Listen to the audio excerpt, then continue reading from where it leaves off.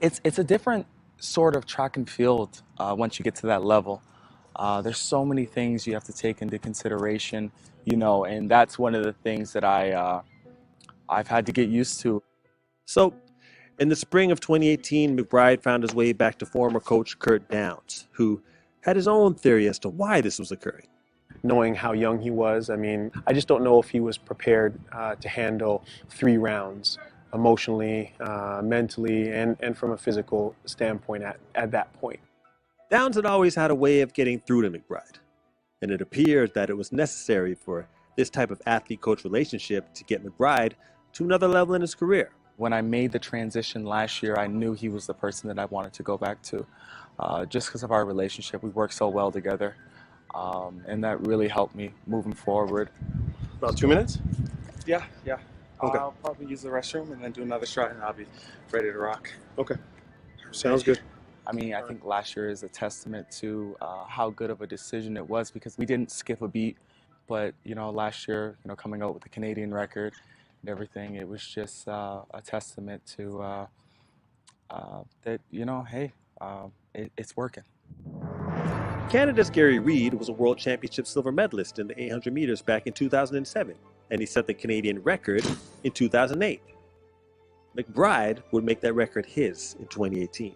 Even during the race, I just knew it was something special. It's like I could tell the first 150 meters, and it was almost like my body was an autopilot, and I was just watching.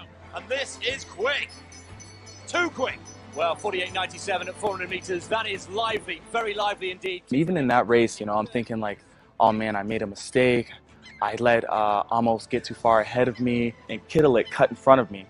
And so we kind of lost contact with Amos. And I still had more left in the tank, but I let this man cut me off, and we lost contact with the leader. Coach Kurt was so happy. First thing he said is, "You let that man get away. I know you had more left in the tank." And it's those people that I need in my life. People that are gonna push me to the limit, that know Brandon.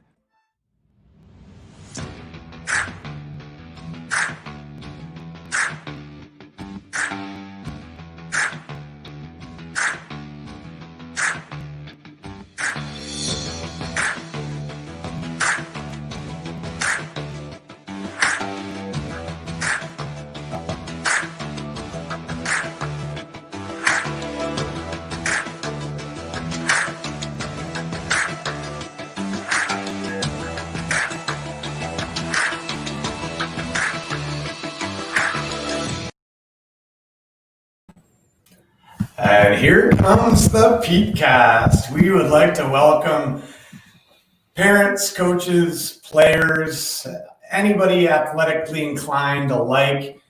We have a wonderful show for you all tonight. We've got a couple of fantastic guests to bring your way that are going to expose a lot of information about how to get super fast and how to coach team athletes in individual sports, and a whole other gamut of information that I think everybody is going to find incredibly useful. So I'm Bob Vandersloos, and this is Frank Parker from Peak Athletic Training, and we are going to first take a look at around the world sports to get us started today.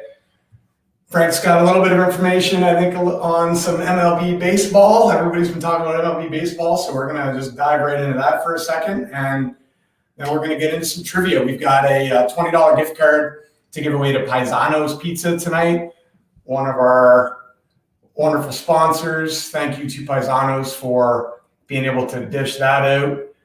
And the person that gets the most answers the fastest is going to win a $20 Paisano's gift card. Last week was Megan Besler. Owen Bennett won the signed Bridget Carleton basketball from last week. So congrats to both of those folks. And we're going to do it all over again today, minus the Bridget Carleton basketball. Our guest, Derek Quigley, didn't offer up a signed Dover Center softball, so we couldn't give that away. But we're going to still give away the Paisano's gift card today.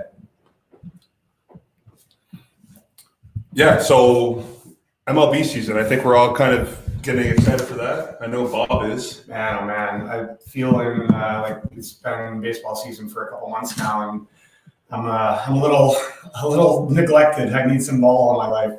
So what date are they looking at? The 23rd, 24th? 23rd, 24th start, yep. They're shortening the season. They're talking 60-game season? 60-game season, which is quite a bit less than the 162 that they normally play. So it be condensed a little bit, but I think it'll be good for fans, people that really enjoy ball. So from my understanding, it looks like the playoffs are all going to be similar to what we're used to seeing anyway. Yeah, the wildcard format that came in 2012, that if Jim Rush is watching, Jim, I don't know if you're going to catch this or not. Jennifer, you can show him this later, but Jim Rush hates the format, like absolutely hates it. He's like, this is stupid. These teams are making it in that don't deserve to be in. And, well, now everybody's going to deserve to be in. So it should be quite interesting. I think it'll be like October Madness.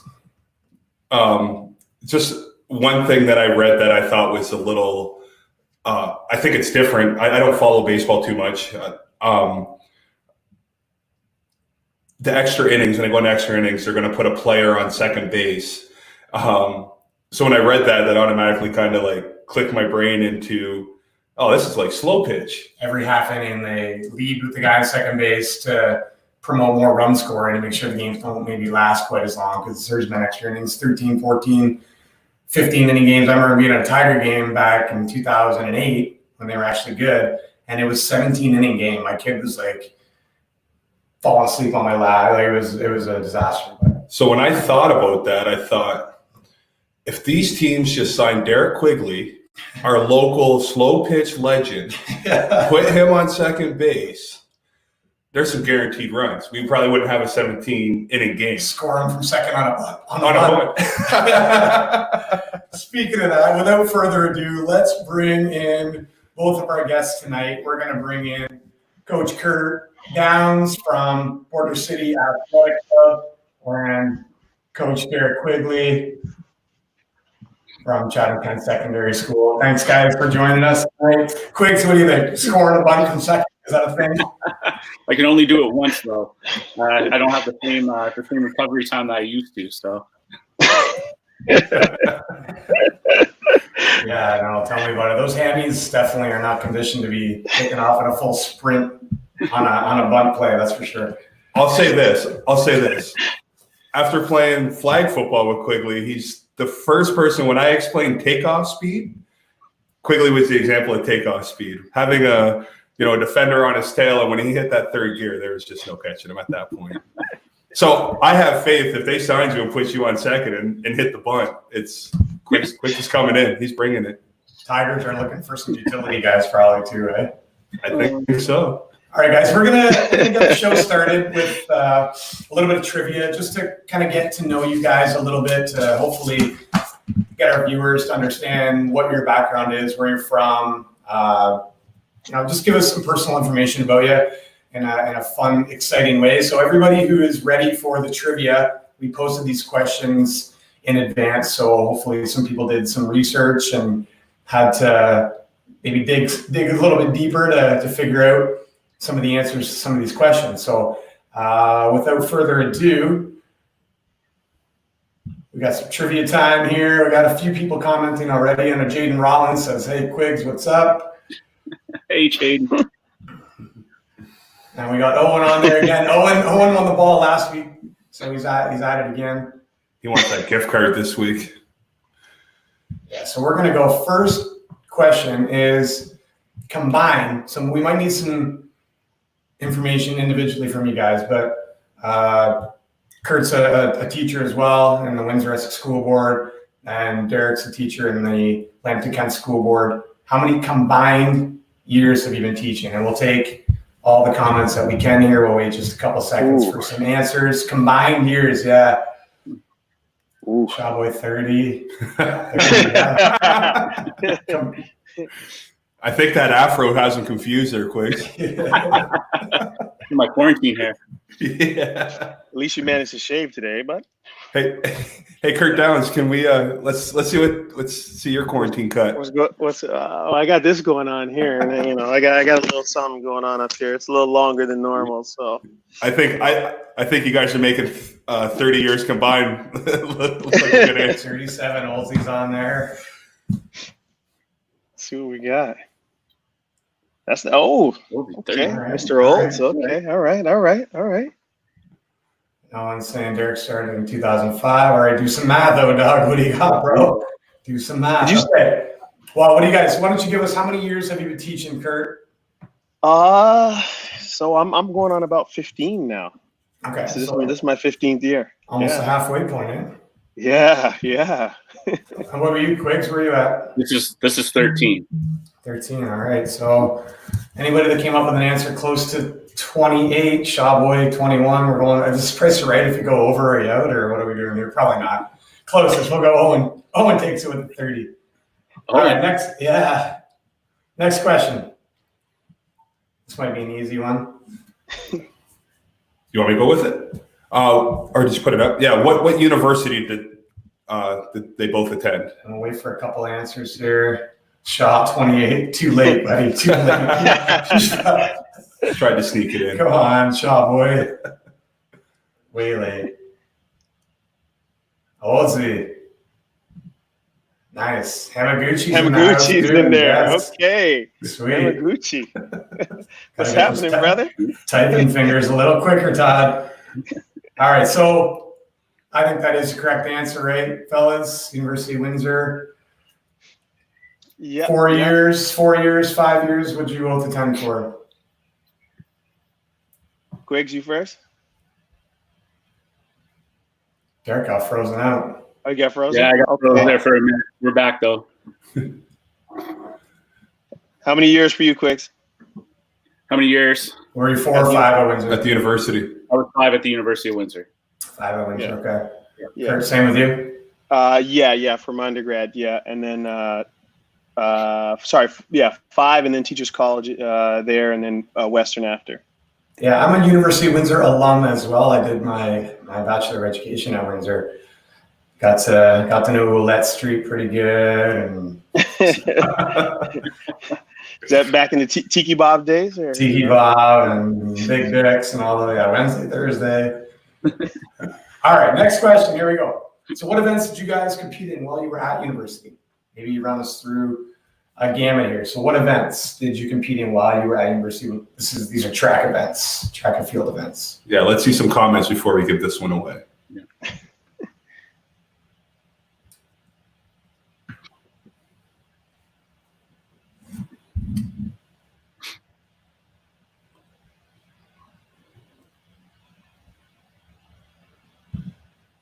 All right, we got football. Yeah, Quigs definitely was a dual sport athlete. Kurt, I don't know about you. Were you a multi-sport athlete as well, or was track your baby? Just track.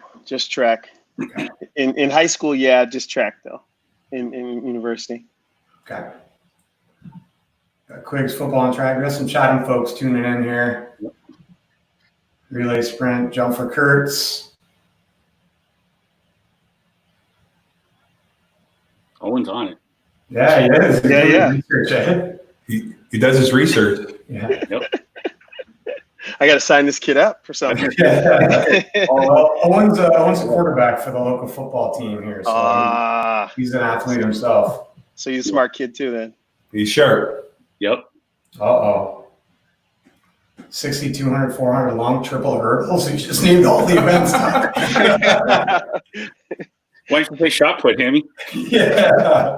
Can't pick it up.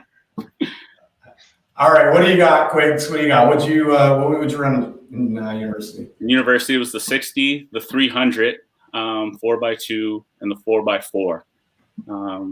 Those were my primary events. So for people who maybe don't understand or haven't been a part of the track and field world, those are a couple indoor events and a couple outdoor events. So our university, we had only an indoor season in Canada. the University of Windsor was interesting at that time that we used to compete in the NAIAs in the spring and into the summer.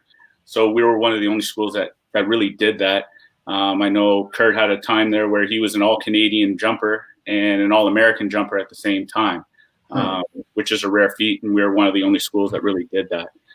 So those were my indoor events. Outdoors, I primarily ran the 400. I goof around running a 2 and a 1 and a 4x1 and a 4x4, but primarily I was running the 4 when I went outdoors.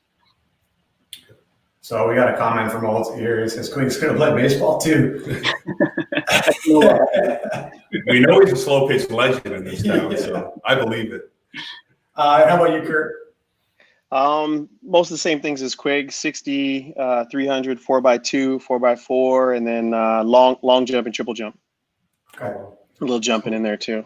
So Hamaguchi was right. He just named all the events, and you guys no throwing, but that's all good.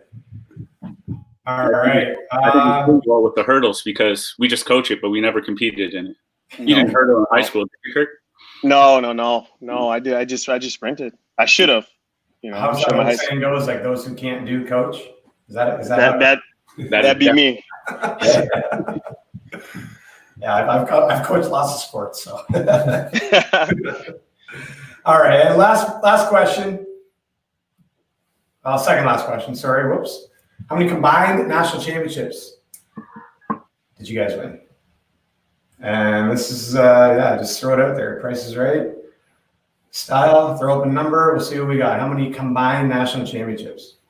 Let's see who really did their homework. This would be deep in the archives. Yeah, right. Well, dust off those ones. We got 4 as an answer. 3. Shaw Boys 3. 1 at Windsor. I mean, 3 at Windsor. We're correct in here, all over the place. Okay, so what do you guys tell us a little bit about some national championship history? Go ahead, Kurt. I won 1 as an athlete and I think 2 as a coach. Ooh, at nice. the University of Windsor. Yeah. What did you win as an athlete, sorry? I won team title in 03, Quigs. Is that right? 03. And then two team titles as a coach in, I want to say maybe 2013, 2015 maybe, or 2014, 2015. Yeah. And I was 3 as an athlete, team championships, 1 with Kurt. That was both our first one. We went back to back. We were 03, 04, and then 06 my last year. Yeah. Nice. 3 as an athlete. So that's 6 total. 6 total. So 4, I think you guys, Larry, you gave him all the benefit in the world for playing baseball, but you couldn't give him a 6 total. Okay, Larry's going back to 3. We got 6. All right, we will tabulate those later on in the show. Let's get to some. No, we got one more question. Right. You're right. Sorry, we got one more question. This is important. Question. This is important. Yeah. Okay. And we need your honest answer. Yeah. We get fun dial out. No, we can make this happen, but the Michael Johnson, Donovan Bailey. Oh, no, we don't want that. So if you guys were betting, man, who would win a race right now? And we'll make it easy. We'll say in the 60 meter. That way you can heal up a little bit quicker, Quigs, and be at school on Monday. The whole house on Quigs. The whole house. I'm younger. I'm younger. I gotta take me. I'm putting it all on. I'm putting it all on Quigs. All right, we got a couple Derricks. So my argument against Derek would be I haven't seen him run with the fro, so I don't know how aerodynamic he's going to be with the flow in the wind. This would be going back to like grade 9, grade 10 running like this. You did have the braids for a little while though, eh? Yes, I did. Oh, bring them back. And the one piece, hey, the braids in the one piece. I think those colors are see-through in the one piece now. So I don't know if you know. That fabric doesn't stretch enough anymore. Sky blue. All right, guys. Well, thanks for taking part in a little bit of fun there. I think it's always good to explore some different information in different ways, and we got to dive into your athletic history a little bit and some of your coaching history too. So, but we are going to ask you a few more detailed questions on some athletic history accolades, and maybe just give us a brief rundown as to what you've done, what you've seen, and where you've been. And Frank's got a couple questions for you. I'll let him take over from there. Yeah, no, that's exactly it. I mean, we touched on it a little bit, but I think a lot of local guys know Derek and a little bit of his history, and we'll let him touch on that. And I know, Kurt, when I was trying to do my research on you, I had it up on your LinkedIn page. Oh, okay. And I just kept scrolling, and I'm like, I can't write all this down. I'll be on. So yeah, if you guys could just give us a little bit of history, a little bit more history on maybe your athletics and history, along with maybe some qualifications that you've got along the way, and kind of where you're at with coaching. Kurt, you're going to be a tough act to follow, so I'm going to go first here. For me, I guess like one of my accomplishments would be to be able to navigate playing 2 university sports, football and run track, staying up on my education, getting all my training, my therapy in football, our film lessons, and our lifts in both sports. It was busy. So being able to navigate those 2 is definitely something I'm proud of. I love both sports. I love both teams I got to compete with. So that was a big one for me. Obviously, the national championships in track and field were things that I won't forget. Really love those. Medaling in the 4x2 twice and medaling in the 4x4. I love those because it's something that you share with your teammates when those things kind of happen. So I really love those things going through university. And I got to throw this plug in there. Beating Western in football. 2 football games I will never forget playing in. Our school doesn't beat them very often, so when you beat them, it's sweet, and that was fun. Our 2003 team still talk. So yeah, that's definitely one I won't forget. Awesome. Yeah, what about you, Kurt? Give us a little background on athletic for me. athletics. Yeah, I mean, so I don't know if you guys know, Quiggs and I were roommates in university. So, and not just teammates. So one of the good things I'd say, amazing things about sort of university and athletic history is the fact that I was a little bit on the tail end as Derek was coming in. So I did get to spend that 1 year, especially with him winning that national championship in 2003, and I think that was pretty special. I got to share it with him, another good buddy, OC, and who actually lived with us at the same time. Or did he live with us at that same time, Quicks? Yeah, he did live with, yeah. So that was pretty special to be able to do that and share that with roommates and good friends. And we're still good friends now. So, the second thing I'd probably say about university and an accomplishment would be, that NAIA All-American was pretty special because I got to be on that same stage with OC, who's another one of my good buddies. So, we got to go down and compete against the U.S. schools, as one of the only 2 Canadian schools in the NAIA at that time. So, I think that was pretty special as far as athletic accomplishments myself, when I was at the University of Windsor. I'm happy you touched on that because I seen that when I was doing my history on you, and I thought, oh, he ran at a Canadian university. How did he come up with an All-American? So I'm happy you touched on that because I've actually had that noted. Yeah, it was it was us and I believe Simon Fraser at the same time. That's BC. And out in BC, and I think they've moved on to Division II now. I believe they're in NCAA Division II, but at the time they were NAIA, and we bought in. Our head coach Dennis bought into the NAIA system so that we could have an outdoor season. Keep the kids around and giving them the opportunity to compete. So I think the only 2 universities that are still involved in it would be, I think UBC is in the NAIA, and I think Simon Fraser is D2. So yeah, it was definitely something pretty cool to be involved in. Now, I mentioned earlier those who can't do coach, but obviously you guys can do. It's pretty apparent with some of the awards and accolades that you've received. You mentioned Coach Dennis. I'd like to just get an idea. You guys are both coaches. You're both well-accredited coaches, well-respected coaches by many athletes and many parents in the communities. Can you give us just a quick rundown on maybe how you got into coaching, a mentor, a role model who really promoted coaching, or it was really awesome for you, so you said, you know what, this is what I want to do as part of my life. I want to give back. I want to help athletes. Can you guys just give us a little bit of information about mentors, how you got into coaching? Quiggs, you want to go? Yeah, you go ahead, Kurt.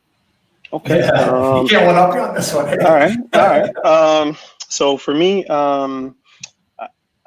it's kind of backed on to me becoming a teacher, really. I looked at sort of the stages of my life at that time: elementary school, high school, and university. And in each one of the phases, I kind of had someone who was influential, and that person was a coach / teacher. So in elementary school, I had Mrs. Sullivan. In high school, I had Mr. John and Mr. Bergen. And then when I got to university here, it was OB was probably the most influential, for me. And then after that, it was Gary Malloy, who kind of, God rest his soul, kind of put me in a place where he gave me an opportunity to become a coach with the Legion, and then a head coach, general manager with them, and kind of put me on that path towards, wanting to become a coach. And subsequently, he's actually the one who kind of put me in the direction of wanting to become a teacher as well. So that's kind of how I got involved with it.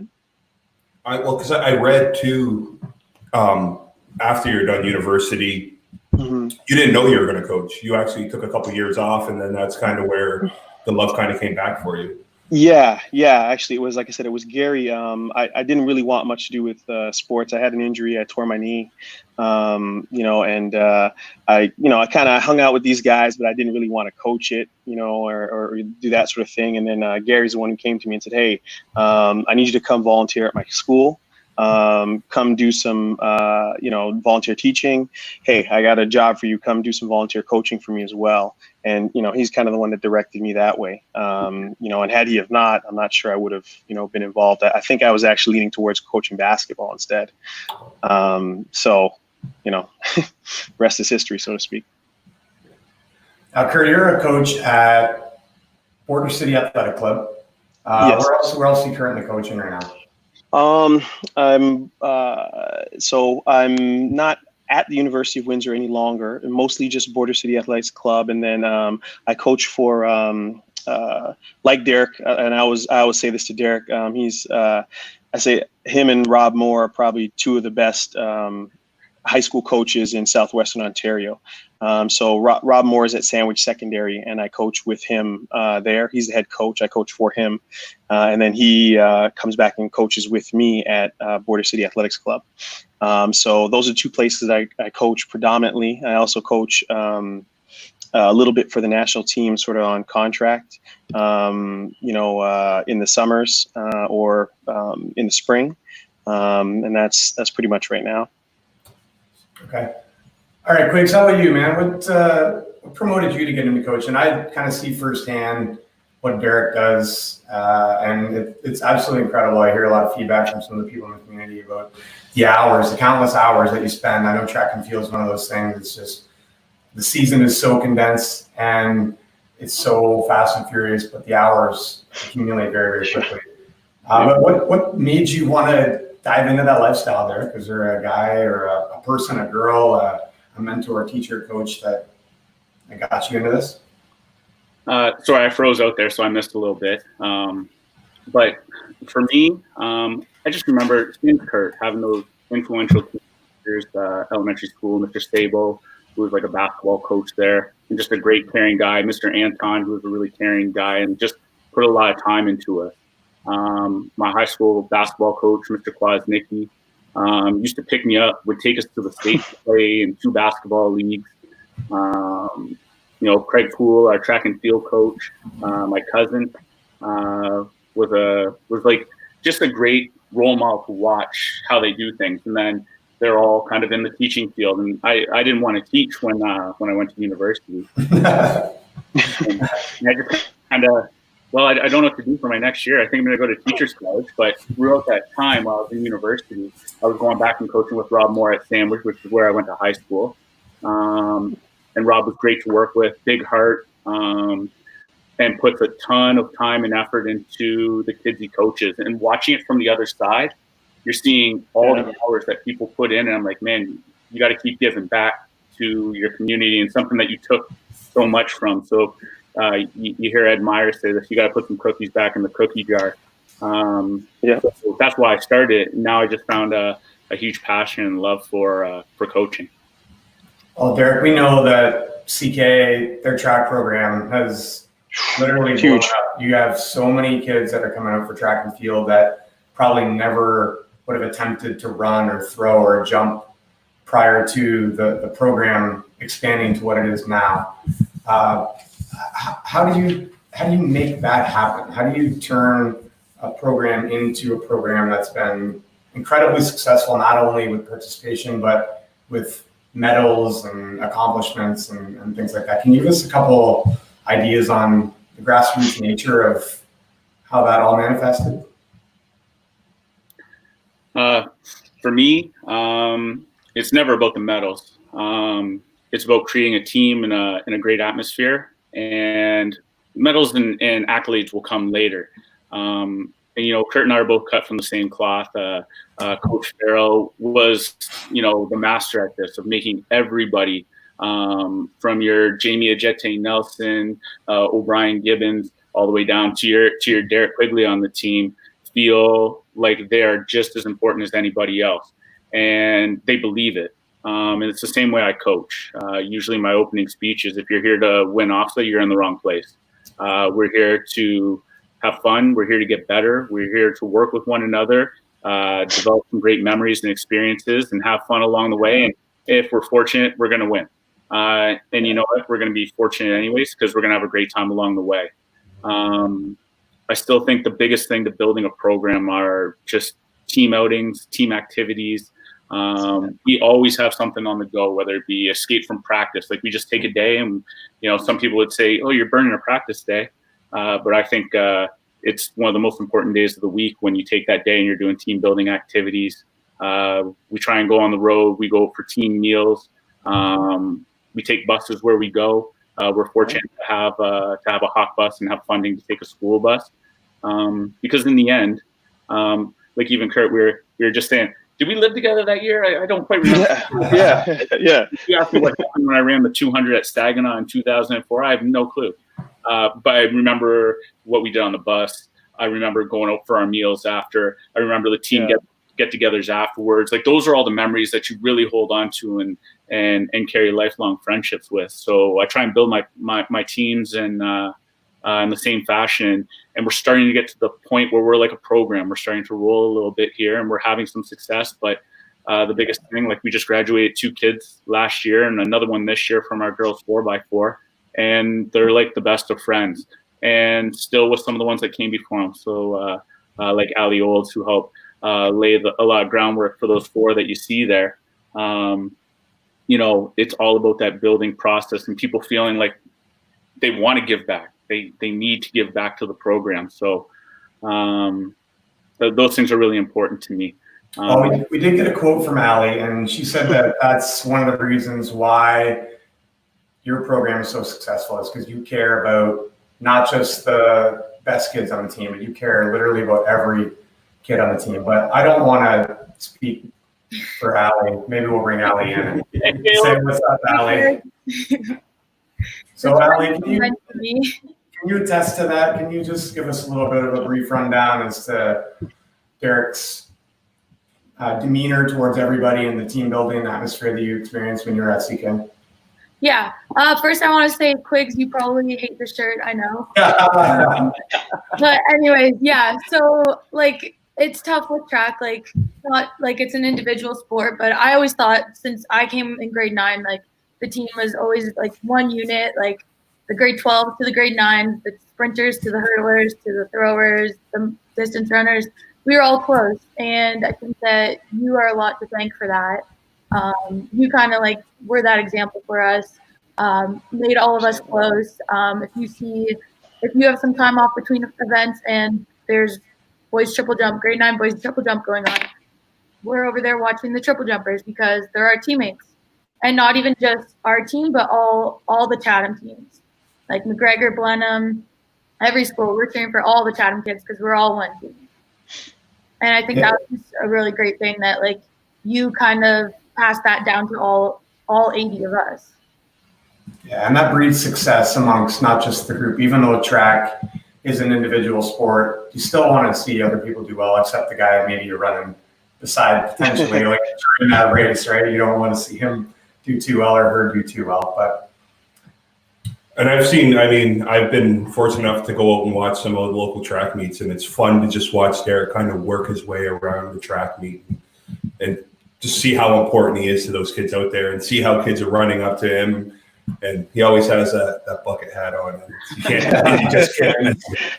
We got one of those shots in here, don't we? Oh, there's a good one. Yeah. We got to have one with this bucket hat. No? Yeah, I didn't get one with the bucket hat. Oh, he's just working. He's a hard worker too. So I kind of came up with a question here. And the reason I came up with this question is because, and Ali, you touched on it. You said, this is it's an individual sport. I did a little bit of bodybuilding in my past, and it's an individual sport. You're on stage by yourself, but I realized, and I would tell people after when they asked me questions, I said, no, there's just way more of a team sport than an individual sport. I might have been the final product on stage, but there were so many hands that came in and helped me out to get me to the point that I was when I got to that stage. And if you guys could kind of touch on, how, like you said, it's an individual sport, but how do you make it a team atmosphere, how do you keep it a team atmosphere even though it's an individual sport? Well, for me, Ali touched on it, and I always talk to our seniors, our older group. You got to go down. You got to start talking to some of the grade 9s. You see them doing a drill wrong. You can't just let them keep going. Just pull them aside, give them a pointer, talk to them. And, Kurt and I's relationship started back in probably 98 when they were coming over to Stanwich to practice. And that's what he used to do. He'd walk over. Hey, man, I just watched you do this. Why don't you try this? This might help you a little bit. And it's just a little tidbit like that. You go back to your practice and you try it. And you start building those little relationships with your teammates when you do that. I stole this from the Windsor Lancers and Dennis Farrell, and we started Lancer Corner when we run relays. And I love it. I loved it when I was an athlete. You always found another gear, and I always talked about the power of a team, and it's a real thing. It's not just words. It's true. It's real. You always find another gear when you hear your whole team going bananas for you, and you started seeing our team who started manifesting this on their own. Like, Lancer or Hawks Corner is an important piece to what we do, and I asked our kids if they're not running to do that. But the team just kind of took it upon themselves a couple of years back that everybody meets in the middle of the football field or meets in one central area. They pump each other up. They have a couple of cheers. So it's cool when you start seeing the young athletes just take ownership for it and just make it their own. Like this one little piece is what I would like to see you guys do to bring you guys together. But you truly start seeing this team become a team when you see them start taking things and doing them on their own. So I love seeing that. Yeah, that connection is incredibly important. Kurt, Kelsey Balkwill, one of your elite athletes that you coach with now, and you coach her in the 400, I believe, and 800. Is that the 4 hurdles? Yeah. 4 hurdles. Sorry. She told us that your ability to connect with athletes on a personal level was something that was absolutely extraordinary. I was at a conference once doing a hockey certification, and Ken Hitchcock was speaking. He's the coach of St. Louis Blues that just won a Stanley Cup last year. And he said that he would go around to every single practice at every single player and make a personal connection at least one time to that player, or to each player. And that was his way of making sure that they knew that he cared. Can you give us an example or some sort of guideline that you use to show athletes in an individual sport or team sport, track and field, that like, how do you care? I think although track, like Derek said, is it's very much an individual sport, and and I do the same. I take some of that from Dennis, our head coach at the time. I take some of it from my high school with Mr. Bergen and Mr. John, and what I try to do is I try to make it a little bit more of I think when you make something athlete centered, in the sense of making it something about each person, trying to remember something about them, trying to show that you're interested about something particular. Like, for instance, me, I can remember most of the kids that I recruited when I was at the University of Windsor. Their parents, or their brothers or their sisters' names I try to remember, or I may even try to make it a point to keep in contact with their parents and let them know, hey, so-and-so is doing okay, or whatever it is. I think when you do some of the things like that, what ends up happening is the athletes see that you do care, and then they're willing to do a little bit more, meaning work a little bit harder, give that little bit extra. And when you get into a situation like that and you have 5, 6, 7, 8 athletes doing that type of thing, then you really can do some of the things that Quiggs mentioned in creating that little bit of an infrastructure where all those kids buy into staying late, going to the center of the field, going to the corner to cheer, doing all those types of things. But like you said, Quiggs does a great job of it. I've been at the track with him, watching him do it as well. It's something I try to do myself. And you're right. One of the things you mentioned at the beginning, yeah, it's time consuming, but you do it because you enjoy what you're doing, right? And I think the kids see that, the athletes see that you enjoy, that part of it as well. Yeah, we're gonna hear from the horse's mouth here, I think, though, and maybe we'll bring Kelsey on and tell us exactly what Kurt does. Was he being a little too humble there, Kelsey, or how does this work in your mind, you think? One of his skills is to be super, super humble and not talk about how many lives he actually influences.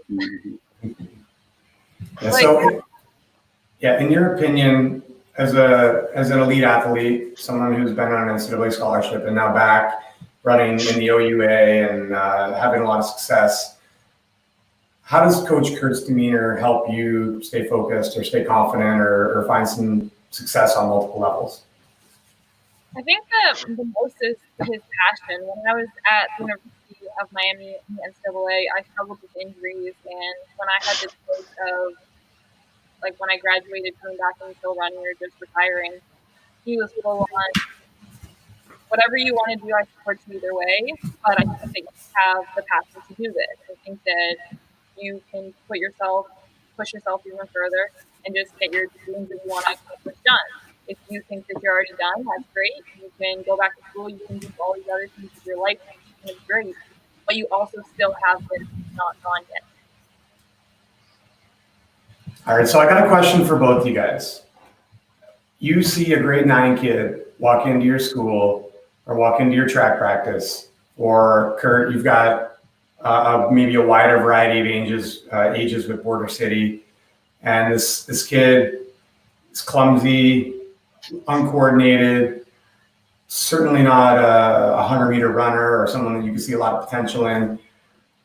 They still want to run track. They want to run. They want to do something. Maybe they've never been an athlete before. Track and field seemed like a good fit for them to go check out because they heard really good things about it. What are some aspects of your coaching do you think that can help them reach their full potential? Whatever that might be, whether it's maybe just learning how to run properly, maybe it's winning a medal, maybe it's whatever their full potential is. What do you guys think? Obviously, you've got a couple of elite athletes here that have reached a higher potential, and we're going to touch on that in a minute, but we want to learn a little bit more about that kid that maybe has a lower shelf or lower ceiling to start. Quiggs? For me, again, I'm talking high school. I don't make more money when Ali went off the. Maybe you should. It's nice in that sense that track and field has a spot for everybody, and I see it very much like football. oh, you can't dribble, oh, you can't skate. That doesn't matter. Guess what? There's a spot for you here. We're going to find something for you. And I think the big thing I push is it's about competing against yourself. Don't look at that person over there and say, well, I got to run that fast or I got to throw that far. Just compete within yourself. So if this is where we started, we want to finish here. And next year, we want to start here and finish here. And we're just going to slowly keep building, because it can definitely be frustrating if you go out and, you take a beat down your whole first year. Why would you want to come back? So it's about finding those other things to keep the kids, engaged with track and field, and knowing that there's friendship and fun and great experiences here. But really getting focused back on you to compete against yourself, and to watch yourself get better and improve. I always encourage all of our kids to come back when they're all done high school. So they go to college and university. And Ali, it probably bugs you guys sometimes because you're like, okay, can we practice? But kids will come back, and again, whether it be an Ofsted champ or a kid that qualified to SWASA once on their very last year. And much like Kurt, I remember all those things. I remember the races. I'm thinking about a certain kid right now. So you get excited. But I remember the race, and I tell people about the race, and I tell the whole team. And I said, this was awesome. They finished 8th at La Quesa, and it's the first time they qualified to SWASA. And I don't care about SWASA, but they qualified, and it's the first time they had an opportunity to do it, and it was awesome. And this is what happened, and this is what happened, and the whole team is going. So I always tell the stories of everybody when they come back, and I love to brag about all of our athletes, from an Ofsted champ to the kid that qualified to SWASA once, or the kid that never qualified to SWASA. If you came back, you're as much of a Hawk as anybody else. So I think when some of the kids start seeing that piece as well, they know I do believe it's just you against you. Just, hey, we were 5th last year. Let's try and go for 4th. Or let's just try and bring our time down. Let's just try and throw a little bit further. That's all we're going to try and do. And we're going to slowly improve and know that regardless of where you started, you finished in a better spot. Kurt? What do you think, Kurt? Are you going to echo that, or you got any other strategies? Or Yeah, for sure. I'll always echo what Quig says. But whatever Quig says is the law. But I'll add a little caveat to it. I look at it a little bit different in the sense of I look at it also from the developmental standpoint. I look at a kid that I had come to us, one of Kelsey's teammates. And when she came to me, she had done well in high school. She kind of was in and out of the sport, and she's like, oh, she kind of wants to come run track, I think in her 2nd year of university. And, you could see that she had good bare bones with what she was doing. But she just needed some more development. So, what I do is when I see a kid that's like that, maybe lost a little bit coordination, maybe not necessarily as fit as she was before. I look at that kid and I say, okay, well, what can we do right now? We can still coach acceleration. We can still coach, some coordinative types of stuff. We can still coach a little bit of, special endurance, or, we can develop, a few things in the weight room, some specific skills or specific strengths. So, with that kid, it was a 2-year process. But I mean, she ended up running 38-39 flat or something in the 300 and won a bunch of medals and that sort of stuff. But it was a 3-year process with her. Super talented kid, fantastic kid. One of my favorite kids to coach ever. Courtney is her name. And, but it took a little bit of time. Looking at her first year, would you think that she could have done that? Probably not. But it was in there. So I like I said, I think all the things that Quig said are dead on. But I think for me, I also look at it from that developmental standpoint, that let's try to chip away a little bit at a time. Let's try to get a little bit better position wise. Let's try to get a little bit stronger. Let's try to get a little bit more succinct with what we're doing acceleration wise, and then build from there. Okay. So kind of on that note then, so we talk about development of an athlete. What happens when you have that 99 percentile athlete that comes in and you try to get him 1% better to, really take advantage of his elite athleticism? What technique do you use at that point? Grow a lot of gray hair. What was that? He said you grow a lot of gray hair. Oh, yeah. we got a couple examples here. Quig's yeah. Quig's coaching a pretty elite athlete. I coached a few, anyways. You know, some athletes that are standout athletes that obviously, and Kurt, you know, you've got a couple that under your wing as well that you guys have had, or they've had success, maybe because of you or maybe in spite of you. I don't know, but what do you do for that extra 1%? What's the push? What's the motivation? What's the strategy? Quiggs, you frozen there again, bud? It looks like it. You're up, Kurt. Okay. So for me, what I think is you do the opposite. Maybe you don't do the opposite. You even though they're opposite to the kid that we were just referring to before, maybe polar opposites. I still think you take it slow. You know, I mean, a kid like an Oulds or you know, a Kelsey Balkwill or you know, any of those kinds of kids that come in, they're super talented and you know they have a huge upside. I think what you do is you slow it down and you say, okay, what are things that we can still work on? You know, and like I said, watching Derek with Ali in school when I know she won 300 hurdles. I mean, you could see it progressing. Each week she was getting better and better and better and better. You know, had he come out and thrown, you know, 10 hurdles in front of her right away and said, go, it might not have happened. She might not have had that that confidence to be able to, you know, have that slow build. You know, and I say the same thing with someone like a Kelsey or, you know, a Gage or a Crystal right now. I think and maybe it's the wrong term, but I like the term slow cook.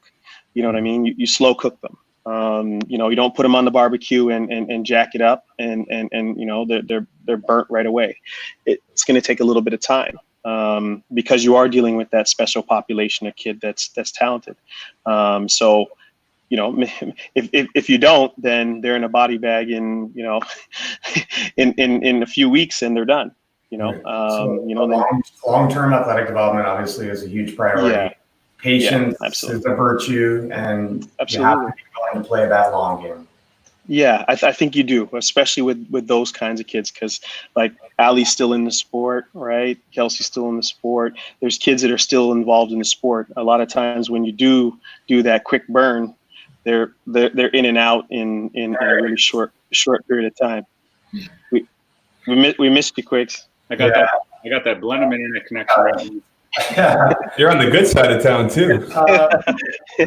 We're gonna bring in one more special guest here to potentially reiterate some of those points that you just had there. One of your athletes, Kurt.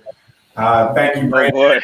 Thank you for joining us. We appreciate your time. I know how busy you are with school and other things. So thanks a lot for coming on. We really appreciate it. No problem. Thank you for having me.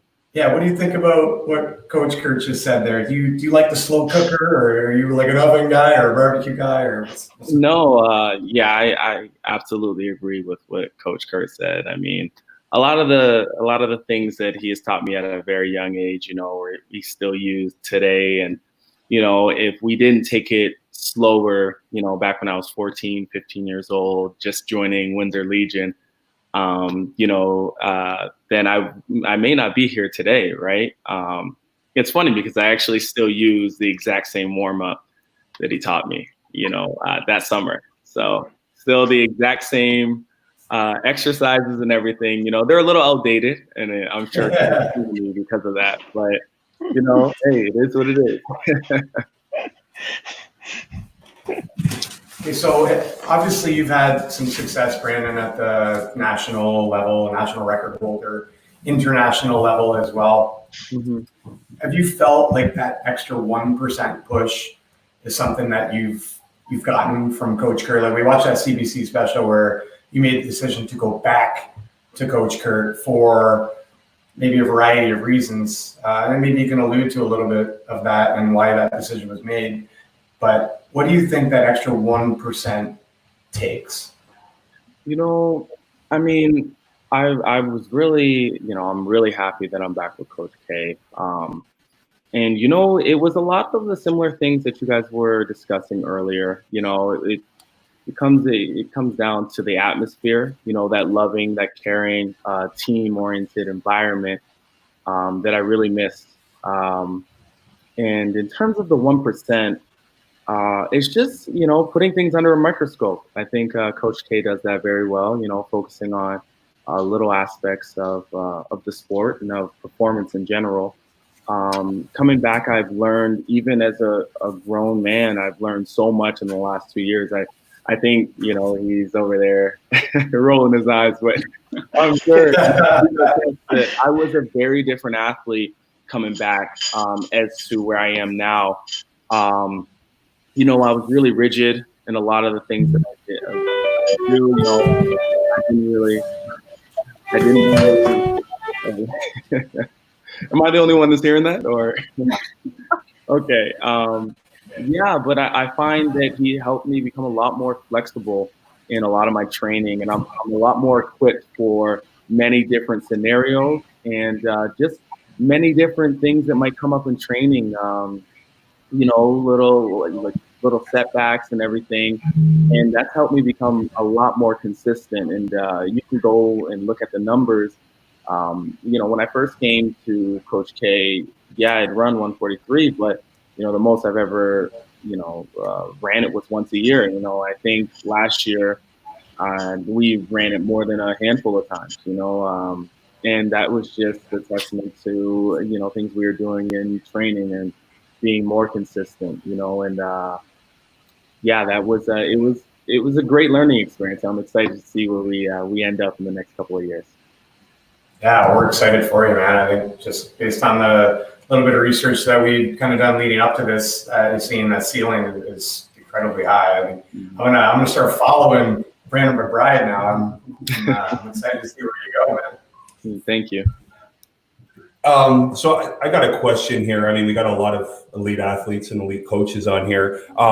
What advice could you give maybe that younger athlete that loves the sport, not having as much success when it comes to getting into the race and, maybe getting some medals or not, accomplishing what the rest of the teammates are accomplishing? How would you kind of keep them encouraged and keep them coming back and to, encourage them to? Yeah, let's go around. I'd like to hear from everybody on this because you guys probably have a wide variety of answers. Everybody deals with things differently. Why don't we go Kurt, then Ali, then Brandon, then Derek, and Kelsey? Let's hear it all. So for me, I think if you're looking at things that you can, wisdom or something that you can impart on someone who's, looking to kind of step their game up or even needs a little bit of a bolster, I think you just start with control the things that you can control. So can you control coming to practice? Absolutely. Can you control your attitude or being positive about things that you're learning? Yes. Can you control what you eat and what you do after practice? Making sure you get a shake or making sure you get to the chiropractor or a massage and that sort of stuff. Can you control those little things? Yeah, those are all within your control.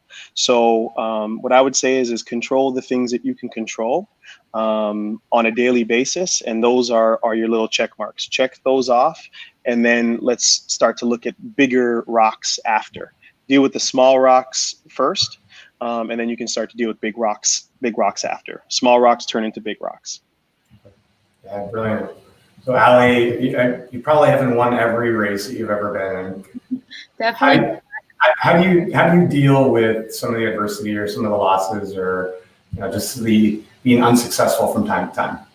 Yeah, so adding to the control the things you can control. Quiggs always said that to me throughout high school. I know grade 11 I was having a tough year. Just things weren't adding up. And Quiggs was just control. You can control your competitors. You don't have control over that. You focus on what you can do, the small things you can do to get healthy. And also what I think is just putting in the hard work, showing up to practice, even on the days you don't want to be there, when the workouts don't look fun at all and the tough days, putting in those hours just builds it all up. The success comes with it, but the success is a small part of what all you work towards. It's not all ponies and rainbows, Quiggs. The way you made it sound, it was like we're just having a big cheer in the middle and we're all good. Gotta put in work too. Brandon, what do you think? Well, halfway through my career, I really switched my mindset a little bit. I'm more process oriented now. I just focus on the process, the journey, and less about the result. I mean, I feel like if you take care of the little things daily, the result will come.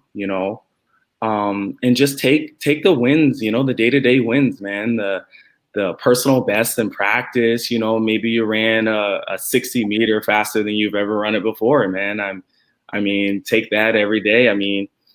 And just be happy about the little things, just be happy that you're out there as well, work hard, just expanding off of what everyone else was saying, control what you can control. And and eventually success may, eventually you will be successful, but your success may look different than someone else's success, right? Don't compare yourself to others, I always say, I always joke around with Coach. If I ran, 142.99 and I just so happen to be in last place, I'm going to celebrate like I won the race, and it's crazy, being on the circuit and everything. There are a lot of those times where, you can run huge personal best and you can be at the back, I remember in Spain, World Juniors, it was 2012.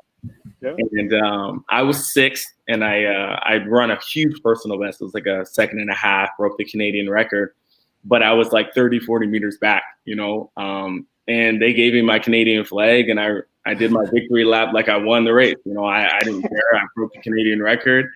And sometimes, athletes need to hear that it's not all about winning, it's about the personal process, the personal journey. Yeah, that's a great call. I think that everybody's success looks different. I think that's something that a lot of people need to hear is you don't compare yourself to the guy beside you or the person in front of you. It's like whatever your success looks like, you need to be happy with it. But that being said, too, you can't be happy with your success unless you work the hardest that you possibly can, right? Well, there was a really good article that Brandon did. He spoke about, I believe the kid was from Alberta, a younger kid. He's kind of maybe the next up and coming thing. I forget his name, but I believe, was it the race that you broke the record that he beat you in that race, but you still ended up with the record that race?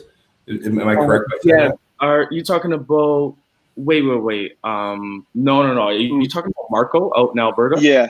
I was second. Right. Yeah.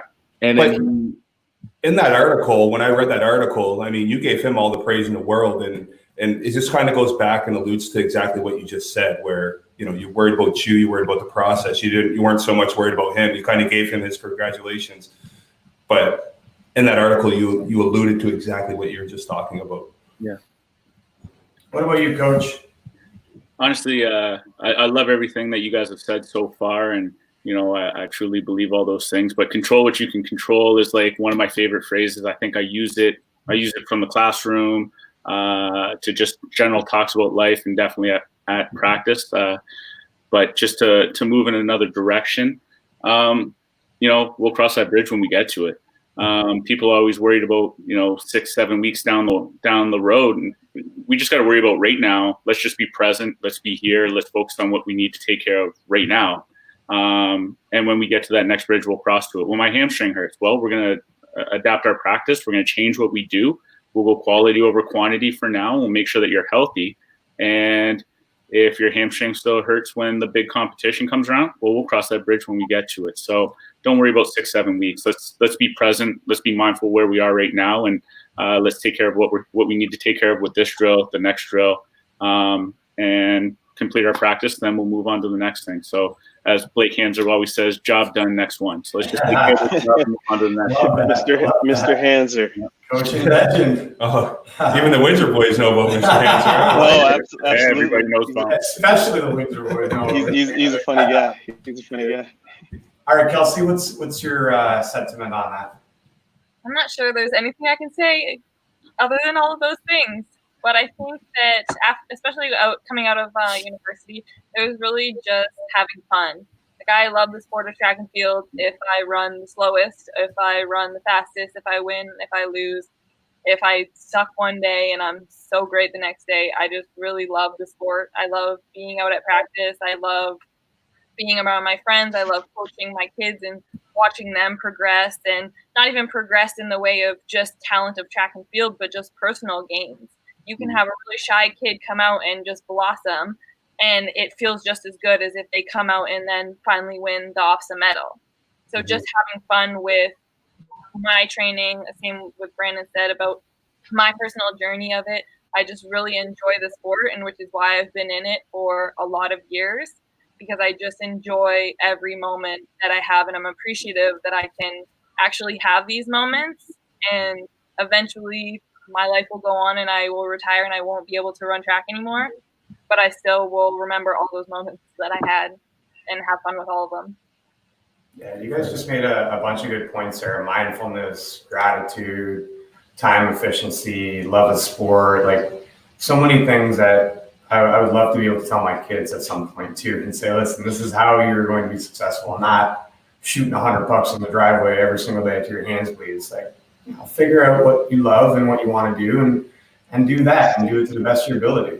Yeah. And then find the next thing that you love when you can't do the next thing. And even with that, the process of not being able to do one of the coordination drills that Coach Kurt gives us, and then in a year from now being able to do them and being the person who actually demonstrates, to see that get so excited that you're now asking them to demonstrate a drill, again, it's just the best thing that happens at practice that day. Over the moon, right? You just made that kid's day, life, week, like those are exceptional moments for sure. Got a couple of comments in here. Let's see where we're at with those. Been a while since we checked the comments. I don't think the bucket hat's going to fit anymore, Oulds, he says. I don't know. Yeah, that COVID cut's gotta go. I don't think it's that bad. Just braided. My wife braided up. Braided up. Let's do it. Need like a 7 3/8 maybe now, eh? Yeah. But we have we're just over an hour, guys, so we don't want to keep you too much. We've got so many wonderful golden nuggets of information from all of you, and we really do appreciate everybody's time coming on. I know that people watching or people that are going to view this later are going to find this incredibly valuable, especially the athletes. I think even sometimes if the parents can hear some of these messages, because often the parents are driving some of the athletic participation and some of the demanded success. And I really think that if parents hear this information from some experts and people who've had a ton of success, then maybe they'll relay that to their kids, and hopefully in the long run the kids will develop better than if they were pressured and pushed and maybe doing things that they didn't necessarily love or want to do. So thank you so much for all of you for being here. Well, let's because we have more questions, we have to cut it short. Let's keep everybody on for the speed round. Oh, let's just get a quick one word answer from everybody. Yeah. We won't be long. I promise. Yeah, we'll it'll be like 5 minutes. That's a good call. But we'll keep it. Let's just get a one word. So this is be very, very quick. I promise. Okay. I need you guys all to warm your hands up, just like you would. You know. Okay. First question. Start with you, Kurt. Favorite pre-race snack? Ooh. Oh, that's tough. Oh. See, almonds.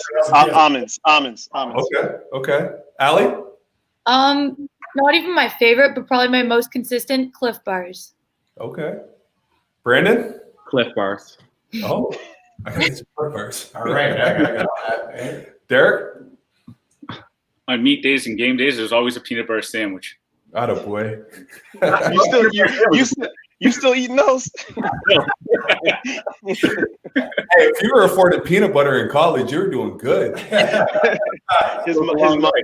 His mom used to drop them off for him. I had to I made a color and tell we were eating L sandwiches because all we could afford was the lettuce. We couldn't get the tomato or bacon. What do you got, Kelsey? I also go with a granola bar. Okay, next question. Favorite warm-up exercise? Let's start with Allie. We'll go around. We don't want to give everybody else too much time. Kind of got thrown under the bus on that first one. Yeah, no problem. Warm-up exercise, Probably like a good hammy stretch of some sort, just to kind of loosen up. Okay, Brandon. The A's, B's, and C's drills. I don't know, like drills, I guess. Fair enough. Derek. I was always at my best when I just did excels and ran around and acted goofy. I always felt like my body was always ready to go when I did that. Just taking my time. Athletes of mine, I expect you to follow the warm up. My best was I was just like being goofy and having fun, and my body warm up naturally. Do as I say, not as I do, eh? There you go. Don't make me look back there and grab them old pictures of you, Quig. No, geez. Oh, please do. No. What do you got? Oh, sorry. What do you got, Kelsey? Mine, first of all, Kurt will hate that I am also a slow person. I take my time, and it drives him insane. But anything dynamic stretching wise, I spend a lot of time on. Fair enough. Kurt, what do you got? Speed bounds, and anything dynamic bounding wise. Kurt likes to try a little bit and does the jumping takeoff positions. He likes both. Yeah, when my knee allows me to. Brandon also likes to jump into the sand pit. Oh yeah. That was a lot of fun. Okay, we'll start with you on this one, Brandon. What was your favorite, or we'll say your best track that you've ran on, and for the coaches that you've either ran or coached on? I'm gonna say the Monaco track. It's just something special about that. Coach K will attest to this. You know, it's just something special about the track. Okay. Like it's 395, 390.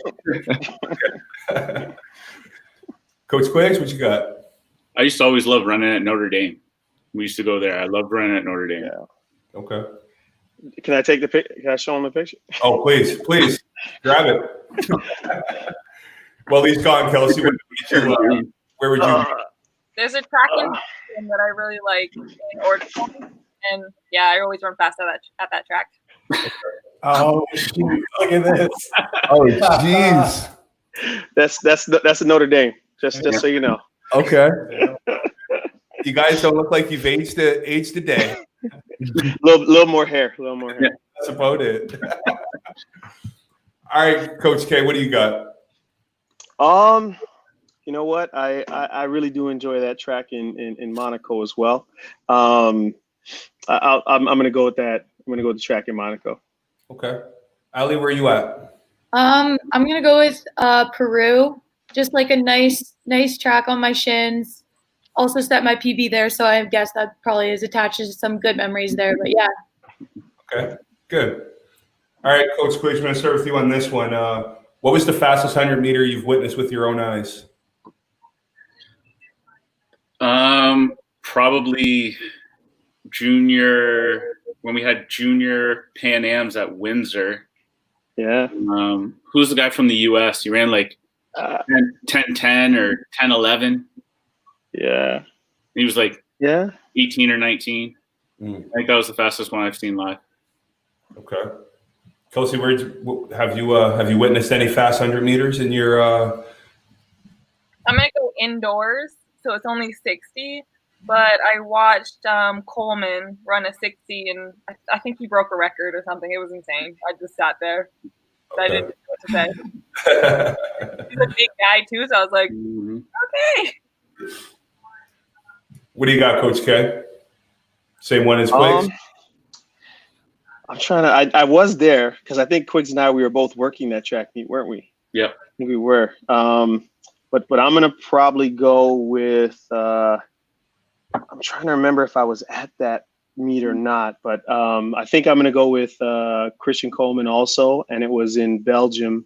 He ran 980. I think it was not 980. I think he ran in Belgium. I think that was the fastest one. That's fast. What do you got, Ali? I think at the Canadian Outdoor Championships a couple years ago, I think I saw Andre DeGrasse and Aaron Brown. They might have both gone sub 10 there. Oh, that's fast. Andre DeGrasse, yeah. Makes a lot of sense. I think we all know that name. Yeah. Brandon, what do you got? I'm sure you've seen some pretty crazy stuff along the way. I'm going to say Andre DeGrasse, 2016. Ooh. Windy 975. Yeah. That was crazy. That was Yeah. crazy. That's fast. Yeah. All right, back up to you, Coach K. We could probably pass on Derek on this one because we all know the answer. Tights or shorts? Ooh. Now that's tough because I was both. I was both. So I was shorts in the relays with Quiggs and those guys. I think Quiggs and I both were shorts, but then I was tights in long jump in the jumps and long and triple. So I got to go 50-50 on that. I can't give you one or the other. Hybrid, I like it. Yeah. Okay. Ali, what do you got? Tights. Tights? Brandon? Tights for competition, shorts for practice. Okay. Quiggs, we've seen the pictures of the tights, brother. We'll just move on. No. Where you at in all of it? Who, me? Okay. You guys know my answer. Okay. If I could have a speed suit, I would have wore a speed suit. I was really hoping you're going to show up to flag football one day with that tracksuit. Not in football. Okay, fair enough. Where you at, Kelsey? I'm tights as well. Okay, perfect. That was our speed round, our quick little speed round there. We like to get a couple laughs out, so that's awesome. Go ahead. Yeah, again, thank you. Sorry to echo this statement again, but thank you, everybody. I know I kept you another 5 minutes, but that was kind of enjoyable. I think everybody gets to know a little bit of the inside action of all of our athletes and coaches. Again, thanks so much. We're going to post some of these clips. I think this will be incredibly valuable for a lot of people. Hopefully that they get to see some of this stuff. And again, thank you so much for your time. I know you all are super busy with families and competing in school and stuff. So we really appreciate you guys coming on. So we're going to bid adieu to Brandon, Kelsey, and Ali, and then Kurt and Derek. If you guys just want to stick around for like 2 more minutes, we're going to finalize our initial trivia. We're going to figure out who our trivia winner is for the Paisano's pizza gift card, and then we'll say goodnight to everybody. So everybody else, thank you very much. Unless you want to stick around, by all means, feel free to stick around. Good to see you all. See ya, Ali. Everyone. Thank you very much. Thanks again. Thank you, guys. I really appreciate it. Alrighty, take care. See you later.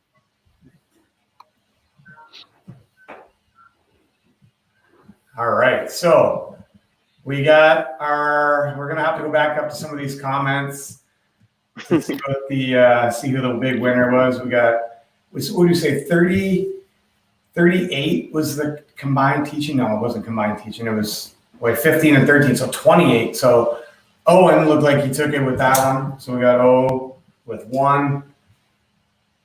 And Rob Shawboy came in, but that was way after the fact. Sorry, Shawboy, you're not winning with coming in late like that, man. He thinks Ouldsy was the first one to come in with the Windsor answer. Hanny was just a smidge late. I'm a Gucci. And Rob Shaw, this was his excuse. There's a delay, brother. I don't know. I think maybe just at your house, John. Boy, you're late on it all. He thinks he's slick. Yeah. Was Todd the right one with this? We got 60, 200, 400 long triple hurdles. Is that probably the most accurate answer? Yeah, I'd probably say so. Yeah, okay, so we got that. Quiggs, and we still got that. Quiggs could play baseball, but I don't know. He's got ups, man. He could have played ball too. Yeah. And then for the last question, national championships, nobody was even close on this one, but we had Owen was the closest on this one with 4. A couple other people said 3. So O-Dog, add Quiggs back in there. O-Dog takes it with 2 out of the 4 answers. Derek, are you connected to the Buxton internet out there? I got that Blenheim connection right now. I thought it was going to be me that was going to be knocked out, you know? I'm telling you, Derek is on the good side of town. Like, that internet should be flawless over there. I'm hiding out down in my basement. You would have heard the battle royal upstairs. I'll be going at it, and Tegan wins every time. I got you. Well, we hit Owen up with that Paisano's gift card for $20. O-Dog hooking up with the free pie. And fellas, again, thanks so much for coming on. I think everybody, including myself, and I'm sure Frank will echo this too, learned a ton tonight, and we're always into learning and continued education. So thanks for wise words of wisdom for everybody. Absolutely. Thanks, guys. I couldn't be more thankful. Go ahead, Kurt. I was gonna say, I just appreciate you guys having me on, especially getting to share the stage here with Quigs is, it's pretty special for me. So I appreciate that, guys. And Kurt, it's always good to see you, man. Kurt and I talk every day, and we like literally every day. No, that's awesome. Most of our athletes know how important Quigs is to what we do here. Quigs is an important part. He was on really at the beginning of when we started, or when Bob and Quigs actually started Peak. And then Quigs has a crazy schedule, so obviously he can only do so much. But what he does for the kids in our community and for the track and field scene, it's we appreciate you, Quigs. We appreciate who you are, what you do. We appreciate everything about you, man. Oh, thank you, Frankie, and don't undersell what you guys do there, because these Peak coaches are everywhere. They'll travel to Windsor, they'll travel to London, they go to Waterloo, they go watch other athletes compete, and that matters to the kids. They know you guys truly care. It's not just making money and doing whatever. You guys truly care, and you do a great job. So thanks for having me tonight, guys. Kurt, we're gonna have to maybe do a little combined Border City Peak. We'll do some collab. As soon as this stuff gets this COVID stuff gets done, please. Like I said, I love what you guys do. I'm always bugging the kids down here at the university when I see them. My one favorite is Mr. Volleyball himself. Chatham's finest, as I like to refer to him. But no, I honestly, I would love to, just as soon as this stuff gets done, let's find a way to do something for sure. For sure. And you might have just name dropped our guest for next week too. So. Oh yeah. Nice. I might have to tune in for Chatham's finest. The 6-5 people that are watching at the end of the show are going to be privy to a bit of a secret for at least another few days. But yeah. No, that's cool, man. Well, thanks again, guys. Appreciate your time. And stay safe. We'll catch up with you, I'm sure, at some point. You too. Thanks, Bob. Thanks so much, guys. I'll catch you later, Quicks. All right, KD. We'll talk, man. All right. Later, big brother.